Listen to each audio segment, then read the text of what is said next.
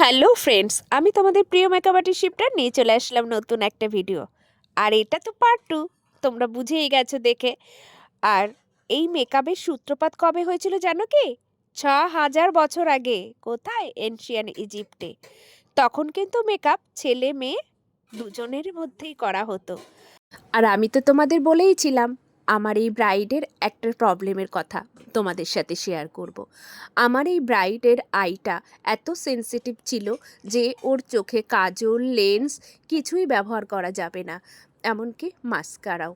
তো যাই হোক, ল্যাশটা কোনো রকমভাবে আমি পরিয়ে দিয়েছিলাম আর আইশ্যাডো দিয়েই ওর মেকআপটা আই মেকআপ করেছিলাম।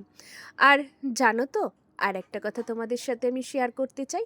যারা সামনে ব্রাইড হতে চলেছো, একটা ঘরোয়া টোটকা, এটা যদি করো না, স্কিন তোমার 1 সপ্তাহের মধ্যে বুঝতে পারবে পুরো গ্লো করবে। তার জন্য কিন্তু জল বেশি করে খেতে হবে, সেটা আগেই বলেছি। আর একটু কাঁচা হলুদও খেতে পারো। আর জানো তো, মুখে একটু বেসন নেবে, টক দই আর হলুদটা অবশ্যই অর্গানিক হওয়া চাই।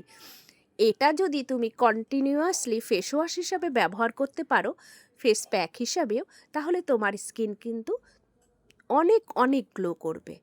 আর একটা জিনিস জানো তো, আমরা যারা মেকআপ আর্টিস্ট আছি, তারা তাদের মনের মতো সবসময় তাদের ব্রাইডকে সাজিয়ে থাকি, তাই তো?